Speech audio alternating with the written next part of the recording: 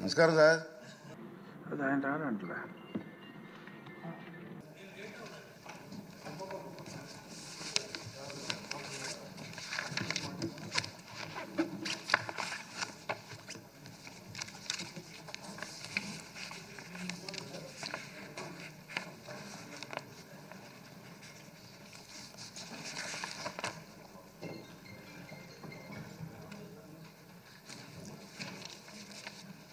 గౌరవ సభ్యులందరికీ కూడా నమస్కారం అండి.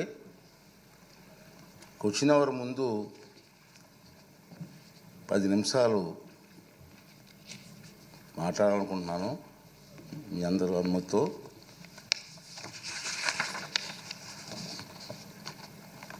సభ్యులందరికీ నమస్కారం. మీ అందరికీ తెలుసు, ఈ 16వ శాసనసభలో సభ్యులైనటువంటి జగన్మోహన్ రెడ్డి గారు 24/6/2024 తేదీన నాకు ఒక లేఖ రాశారండి. ఆ లేఖలో అంతా చూస్తే అభియోగాలు, ప్రలాపనలు, బెదిరింపులమయం, అంతకంటే ఏమీ లేదు. దానికి తోడు తనకు ప్రతిపక్ష నాయకుడి హోదా అర్హత ఉందంటూ అసంబద్ధ వాదన చేస్తున్నారు. మీరందరూ చూస్తున్నారు టీవీలో దీన్ని. కానీ ఆ లేఖలో ఎలాంటి ప్రత్యేక అభ్యర్థన లేదన్న విషయాన్ని మీరందరూ గమనించాలి. ఈ లేఖ రాసిన కొద్ది రోజుల తర్వాత జగన్మోహన్ రెడ్డి గారు ఆంధ్రప్రదేశ్ హైకోర్టుని ఆశ్రయించారు. హైకోర్టు కూడా వెళ్ళారు. విచిత్రం ఏమిటంటే, తనకు ప్రతిపక్ష నాయకుడిగా ప్రకటించవలసిందిగా శాసనసభ కార్యదర్శిని, స్పీకర్ కార్యదర్శిని ఆదేశించాలని ఆ రిట్ పిటిషన్లో విజ్ఞప్తి చేశారు. జగన్మోహన్ రెడ్డి గారు పిటిషన్ ఇంకా విచారణ అర్హత కలిగి ఉన్నదో లేదో అని నిర్ధారించే దశలోనే ఉంది. ఇంకా రిట్ పిటిషన్ వేసే అర్హత ఉందా లేదా మీకు అని చెప్పి ఆ దశలోనే ఇంకా ఉంది. ఈ పిటిషన్లో వైఎస్ జగన్మోహన్ రెడ్డి గారు స్పీకర్ను, శాసన వ్యవహారాల మంత్రిని ప్రతివాదులుగా చేర్చినప్పటికీ ఆ ఇద్దరిని మినహాయించాలని గౌరవ అడ్వకేట్ జనరల్ గారు చేసిన సూచనతో గౌరవ న్యాయస్థానం ఏకీభవించింది.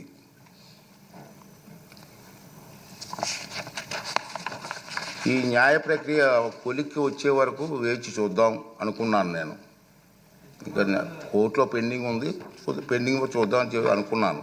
కానీ ఇటీవల కాలంలో ఈ అంశంపై జగన్మోహన్ రెడ్డి గారు ఇంకా వారి పార్టీ నాయకులు చేస్తున్నటువంటి పలు వ్యాఖ్యలు నా దృష్టికి వచ్చాయి. మీరు కూడా టీవీలో చూస్తూనే ఉన్నారు. గౌరవ హైకోర్టు స్పీకర్కు సమన్లు జారీ చేసిందని, ఉత్తర్వులు జారీ చేయాలని స్పీకర్ను ఆదేశించిందని జగన్మోహన్ రెడ్డి చేస్తున్న వార్తలు వచ్చాయి. నిజానికి ఈనాటి వరకు హైకోర్టు జగన్మోహన్ రెడ్డి చేసినటువంటి పిటిషన్ విచారణ అర్హత ఉందో లేదో నిర్ధారణే ఇంకా జరగలేదు. వైఎస్ జగన్మోహన్ రెడ్డి గారు ఈ రకమైనటువంటి తప్పుడు ప్రచారం చేయడంలో ఆశ్చర్యపడవలసిన పని ఏమీ లేదని నేను అనుకుంటున్నాను. ఎంచేతంటే 24/6/2024 తేదీ లేఖలో రాసినటువంటి నిరాధార ఆరోపణల ఆధారంగానే ఈ తప్పుడు ప్రచారం సాగించారు. కాకపోతే ఆ దఫా ఆయన కల్పిత వాదనలను, ఆకాంక్షలను గౌరవ న్యాయస్థానానికి ఆపాదించడానికి సైతం వెనకాడలేదు. దురదృష్టవశాత్తు ఇదే ఆయన సహజ శైలి, మనందరికీ తెలుసు. జగన్మోహన్ రెడ్డి గౌరవ న్యాయస్థానానికి ఆపాదిస్తూ ప్రచారం చేస్తున్న అవాకులు చెవాకులు, అసత్యాలు గందరగోళానికి దారి తీస్తున్నాయి. కనుక ఈ రూలింగ్ ద్వారా తప్పుడు ప్రచారానికి తెరదించాలని చెప్పి నేను నిర్ణయించుకున్నాను. అదండి నేను చెప్తాను. ప్లీజ్, ఇది నేను నా రూలింగ్ సార్. ఇది ఈ రూలింగ్లు అన్నీ వస్తాయి. వినండి, లాస్ట్ వరకు ఉంటే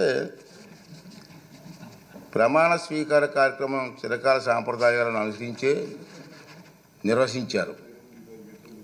జగన్మోహన్ రెడ్డిని మాజీ ముఖ్యమంత్రి హోదాలో ప్రస్తుత మంత్రుల తర్వాత శాసనసభ్యునిగా ప్రమాణం చేయడానికి ఆహ్వానించారు. గతంలో 11/1/1995 నాడు అప్పుడు ఆంధ్రప్రదేశ్ శాసనసభ కూడా అప్పటి మాజీ ముఖ్యమంత్రిని మంత్రుల తర్వాతే ప్రమాణం చేయడానికి ఆహ్వానించిన సంగతి మీకు గుర్తు చేస్తున్నాను. అదేవిధంగా ఆంధ్రప్రదేశ్ 16వ శాసనసభ సభ్యుల ప్రమాణ స్వీకార కార్యక్రమంలో 21/6/2024 జరిగింది. కానీ స్పీకర్ ఎన్నిక మరణాడు అంటే 22/6/2024 నాడు జరిగింది. ప్రతిపక్ష నాయకుడిగా గుర్తింపు ఇవ్వగలిగితే అధికారం కేవలం స్పీకర్కి మాత్రమే ఉంటుంది. అందుకే సభ్యుల ప్రమాణ స్వీకార కార్యక్రమం జగన్మోహన్ రెడ్డికి ప్రతిపక్ష హోదా నిరాకరించడానికి సూచించిన అన్న వాదన సరికాదు. నిజానికి జగన్మోహన్ రెడ్డి వైఎస్ఆర్సీపీ శాసనసభాపక్ష నాయకుడిగా ఎన్నికైనట్టు 26/6/2024 వరకు మా సచివాలయానికి తెలపలేదు. నెంబర్ 1. అలాంటప్పుడు జూన్ 26 కంటే ముందు అందున స్పీకర్ ఎన్నిక జరగకముందు ప్రతిపక్ష నాయకుడి హోదా గురించి నిర్ణయం తీసుకోవడం సాధ్యమా? ఇది ఒకటి గమనించవలసిన అవసరం ఉంది. ప్రతిపక్ష నాయకుడి హోదా ఎవరైనా అర్హులా కాదా అనేది కేవలం రాజ్యాంగ సూత్రాలు, కోర్టు తీర్పులు, చిరకాల సాంప్రదాయాల ఆధారంగా మాత్రమే నిర్ధారించగలరు.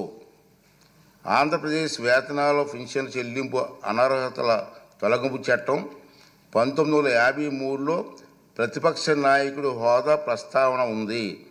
ఆ చట్టంలో సెక్షన్ 12B ప్రకారం ఎవరైనా ప్రతిపక్ష నాయకుడి హోదా ఇవ్వాలంటే వారు చట్టసభలో సభ్యులై ఉండాలి. 2, వారు ప్రభుత్వ వ్యతిరేక రాజకీయ పార్టీ సభలో నాయకుడై ఉండాలి. ఇది క్లియర్గా ఉంది. 3, ప్రతిపక్షంలో ఉన్న పార్టీకి అత్యధిక సంఖ్యాబలం ఉండాలి. 4, మరీ ముఖ్యంగా ఆ వ్యక్తి సభాపతి ప్రతిపక్ష నాయకుడిగా గుర్తించాలి.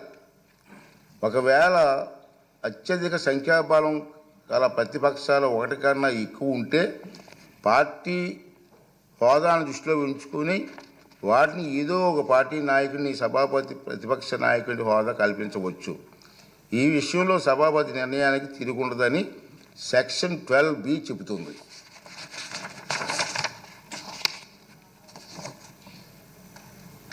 అదే సభ సమావేశంలో కావడానికి అవసరమైన క్వారం కనీసం సమానంగా ఉంటే సభలో మొత్తం సభ్యుల్లో 10 ఒక వంతు సంఖ్యాబలం తప్పక కలిగి ఉండాలి. ఈ చరిత్రాత్మక డైరెక్షన్ను పార్లమెంట్లో ఆంధ్రప్రదేశ్ శాసనసభతో సహా అన్ని రాష్ట్రాలు చట్టసభల్లోని పాటిస్తున్నారు. గతంలో ఆంధ్రప్రదేశ్ శాసనసభ స్పీకర్ కూడా ఇలాంటి డైరెక్షన్ను నెంబర్ 56 జారీ చేశారు. ఈ డైరెక్షన్కు మూలాలు రాజ్యాంగం చూస్తే 103, 189(3) అధికారంలో ఉన్నాయి. చట్టసభల నిర్వహణ కనీసం 10 ఒక వంతు సభ్యులు హాజరును వారంగా ఈ అధికారంలో నిర్దేశించారు. ఆంధ్రప్రదేశ్ వేతనాల పెన్షన్ చెల్లింపు అనర్హత తొలగింపు చట్టం 1953 ప్రకారంగా విచక్షణ అధికారాలు వినియోగించే సందర్భంలో స్పీకర్కు మార్గం చూపేది ఈ డైరెక్షనే. ఆంధ్రప్రదేశ్లో 1972-77 మధ్యకాలంలో 5వ శాసనసభను, 1994-99 మధ్యకాలంలో 10వ శాసనసభను ఏ ఒక్క